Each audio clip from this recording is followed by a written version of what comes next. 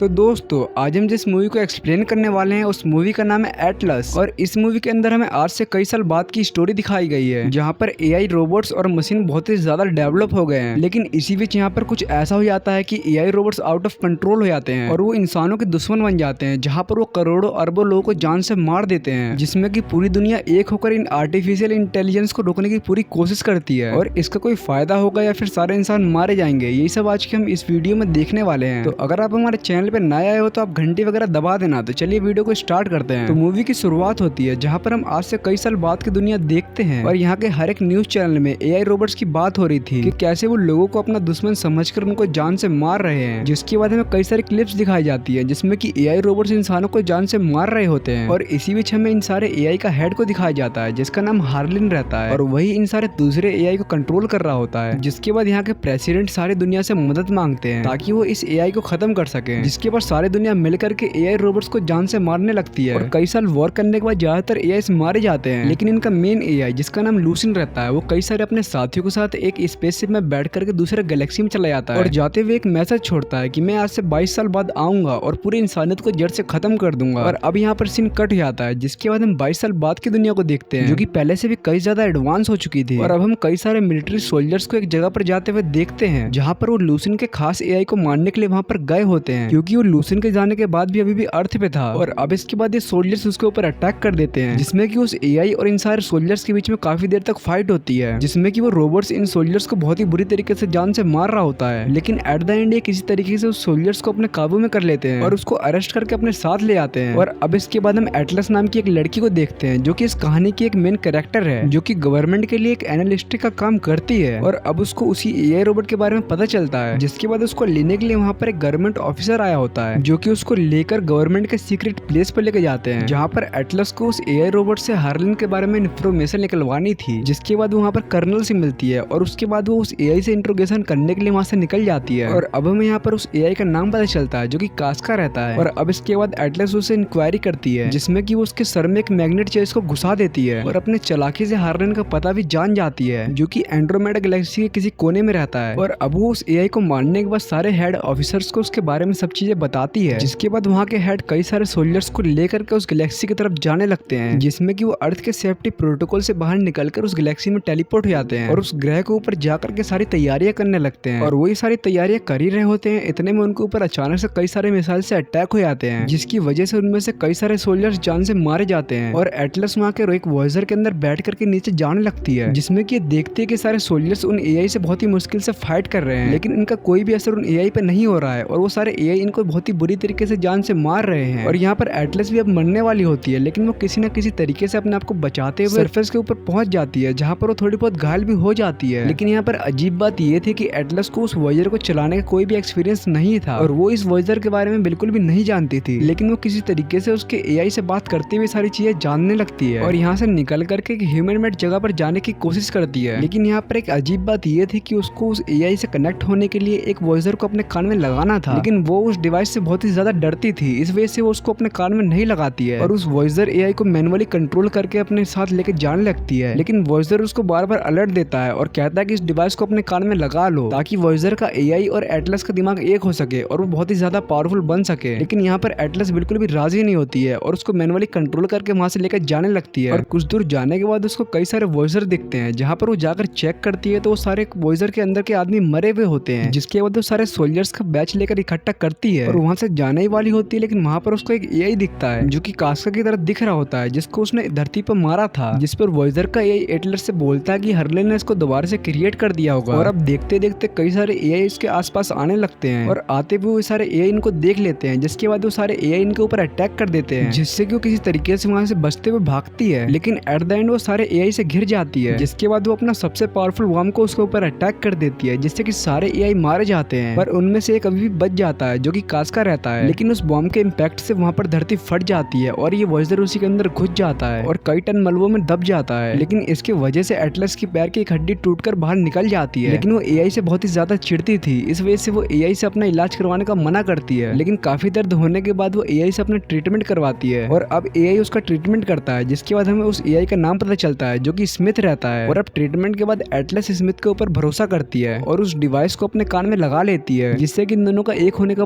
Process चलने लगता है। और यहीं पर हम दूसरी तरफ कास्का को देखते हैं जो कि उस मलबे से बाहर निकलता है और हर्लिन को एटलस के बारे में बताता है। और अब सिंक होने के साथ ही एटलस भी स्मिथ को धीरे धीरे समझने लगती है और उसकी पावर्स का यूज करके किसी तरीके से वहां से निकल जाती है। लेकिन वो वहां से निकलने से पहले वहां पर मोशन सेंसर्स और कई सारे बॉम्ब्स लगा देते हैं, जिसके बाद वो काफी शोर करते हुए वहां से निकलते हैं और इससे कास्का को भी उनकी लोकेशन पता चल जाती है। और अब इसके बाद जैसे ही वो उनके ऊपर अटैक करने जाते हैं तभी मोशन सेंसर से एटलस को भी पता चल जाता है कि अब वहां पर कास्का भी आ चुका है, जिसके बाद वो वहां पर रखे बॉम्ब्स को ब्लास्ट कर देती है, जिससे कि कास्का मारा जाता है। और अब वहां पर जाने के बाद उसको कास्का की कई सारी बॉडीज मिलती है, जिसमें कि उसको कास्का का सर भी मिलता है, जो कि उससे कहता है कि अब तुम मरने वाली हो। लेकिन एटलस उसके सर को फोड़कर दूसरी बार भी उसको जान से मार देती है। और अब वो काफी देर तक हर्लिन को ढूंढते हैं और ढूंढते हुए एक जगह पर पहुंच जाते हैं जहां पर इनको उन्हीं का स्पेसशिप दिखता है, जिसके बाद स्मिथ पूरी जगह को स्कैन करता है और इससे एटलस और स्मिथ को हर्लिन का प्लान पता चलता है कि वो इनके स्पेसशिप में कई सारे हाइड्रोजन बम्स को घुसा करके अर्थ पे अटैक कर देंगे, जिससे कि 90% पॉपुलेशन जान से मारी जाएगी और जो 10% पॉपुलेशन बचेगी वो सारे एआई के गुलाम बन के रहेंगे। लेकिन इसी बीच इनको एआई रोबोट्स देख लेते हैं और तेजी से इनके तरफ आने लगते हैं और इनके ऊपर अटैक कर देते हैं, जिसकी वजह से अपने जान बचाकर भागते हैं, लेकिन ये नाकाम रह जाते हैं और ये सारे एआई रोबोट्स इनको हर्लिन के पास लेकर जाते हैं। और यहीं पर हम कर्नल को भी देखते हैं जिसकी हालत बहुत ही ज्यादा खराब होती है और वो मरने वाला भी होता है। और अब यहाँ पर इन दोनों का ऑक्सीजन खत्म ही होने वाला रहता है, लेकिन इतने में कर्नल उसको अपना डिवाइस देता है और कहता है कि तुम इससे स्मिथ को बुला सकती हो, जिसके बाद वो उस डिवाइस को अपने कान में लगाती है और स्मिथ को अपने पास बुलाने की पूरी कोशिश करती है। और कई बार कोशिश करने के बाद स्मिथ भी वहाँ पर आ जाता है और उनको आजाद कर देता है। लेकिन अब यहाँ पर एक प्रॉब्लम ये थी कि स्मिथ के पास अब कोई भी वेपन नहीं होता है, जिसके बाद वहाँ पर पड़े लोहे के हथियारों से अपने आप को अपग्रेड करता है। और यहीं पर दूसरी तरफ हर्लिन के काफी सारे एआई रोबोट्स भी वहाँ पर पहुंच जाते हैं, जिसके बाद इनके बीच में काफी देर तक फाइट होती है और वो कई सारे रोबोट्स को जान से मारते हुए वहाँ से निकलने लगती है। लेकिन एक पॉइंट पर जाकर उसके सामने बहुत सारे एआई रोबोट्स खड़े होते हैं जो कि उनके ऊपर फायर कर रहे होते हैं, जिसकी वजह से वो आगे भी नहीं जा पाते हैं। तभी हमें सामने कर्नल दिखता है जिनके हाथ में एक बहुत ही बड़ा सा गन रहता है और वो वहाँ पर रख के एक फ्यूल टैंक को उड़ा देता है, जिसकी वजह से वहाँ पर सारे एआई रोबोट्स मारे जाते हैं और इन सब के साथ कर्नल की भी मौत ही आती है। अब इन सबसे एटलस और स्मिथ तो बच जाते हैं, लेकिन तभी इनके पीछे हर्लिन भी आ जाता है। लेकिन अब सामने ही स्पेसशिप भी अब लॉन्च होने वाला था और अगर ये स्पेसशिप लॉन्च ही आएगा और अर्थ पर पहुंच जाएगा तो पूरी इंसानियत को तबाह कर देगा। लेकिन यहाँ पर एटलस भी इसको डिस्ट्रॉय करने के लिए अपनी पूरा एफर्ट लगाती है और उसको डिस्ट्रॉय करने के लिए आगे बढ़ती है, लेकिन तभी उसके सामने बहुत सारे एआई रोबोट्स भी आ जाते हैं, जिससे कि वो किसी तरीके से फाइट करते हुए उन सभी को जान से मार देती है। लेकिन तभी इनके पीछे से हर्लिन भी इनके ऊपर अटैक कर देता है, जिसकी वजह से ये काफी दूर तक जाकर गिरते हैं, जिसके बाद हर्लिन के ऊपर लगातार मिसाइल से अटैक करने लगता है, लेकिन किसी तरीके से उससे बच जाते हैं। और यहाँ पर अब टाइम भी खत्म हो जाता है, जिसके बाद स्पेसशिप भी अब धरती की तरफ जाने के लिए तैयार हो जाता है, लेकिन किसी तरीके से बचते वो उस स्पेसशिप के ऊपर फायर करते हैं और लकीली ये फायर भी उस स्पेसशिप पे जाकर लग जाता है, जिसकी वजह से वो स्पेसशिप डिस्ट्रॉय हो जाता है। लेकिन अब ये देखकर हर्लिन भी बहुत ही ज्यादा गुस्सा हो जाता है और वो इनसे फाइट करने के लिए वहाँ पर आता है। और अब दूसरी तरफ उस स्पेसशिप का मलबा भी सरफेस के ऊपर आने लगता है, जिससे ये बच करके वहाँ से निकल जाते हैं। लेकिन अब इनके सामने एक नई प्रॉब्लम थी, क्योंकि अब हर्लिन इनके सामने था जो कि अब बहुत ही ज्यादा गुस्से में था और वो अब अपने हाथ से कटर ब्लेड निकालता है, जिसके बाद इन दोनों के बीच में काफी देर तक फाइट होने लगती है, जो कि फाइट बहुत ही डेंजरस रहती है और ये काफी देर तक चलती है। लेकिन यहाँ पर हर्लिन इनके ऊपर भारी पड़ रहा था और वो अपने इक्विपमेंट की मदद से इनको बहुत ही बुरी तरीके से डैमेज कर रहा था और वो इस फाइट के दौरान वॉजर के हाथ पैर भी काट देता है। लेकिन इन सब की वजह से वो बेहोश ही आती है और उसकी हालत बहुत ही खराब होती है और उसकी जान भी अब जाने वाली थी। लेकिन एटलस को बचाने के लिए वॉजर उसको एक के बाद एक शॉक देता है, पर इन सब का एटलस के ऊपर कोई भी असर नहीं हो रहा था। और अब इसके बाद हर्लिन उनके ऊपर अटैक करने के लिए वहाँ पर आता है, लेकिन वॉजर उसको एक मिसाइल की वजह से दूर फेंक देता है और हर्लिन वापस से आता है और उस वॉजर के ऊपर एक के बाद एक अटैक करता है, जिससे कि वो बहुत ही ज्यादा डैमेज हो जाता है और एटलस को बचाते बचाते उसके हाथ पैर भी अब कट चुके थे। और अब इसके बाद वॉजर उसके ऊपर चढ़कर उसके ऊपर अपनी तलवार से अटैक कर देता है, लेकिन तभी वो अपने सामने देखता है तो वहाँ पर एटलस नहीं होती है और वो तभी उसके पीछे से आकर उसके आंख में कोई चीज घुसा करके उसको जान से मार देती है। लेकिन अभी भी हर्लिन में कुछ जान बाकी थी, जिसके बाद एटलस उसके सर से कोई चीज निकाल लेती है, जिसकी वजह से उसका चेहरा मेल्ट होने लगता है। और अब कुछ देर बाद यहाँ पर और भी बहुत सारे वॉयजर्स पहुंच जाते हैं, जिसके बाद वो उसको बचा करके वापस से अर्थ के ऊपर लेकर आ जाते हैं और यहीं पर हमारे इस कमाल की मूवी का एंड हो जाता है। तो अगर आपको वीडियो पसंद आई तो आप इस वीडियो को लाइक करके चैनल को सब्सक्राइब कर सकते हैं और अगर आपको ऐसी और वीडियोस पसंद है तो आप हमारे चैनल को चेकआउट कर सकते हैं, जहाँ पर हमने इससे भी बेहतरीन वीडियोस को अपलोड कर रखा है। Thanks for watching.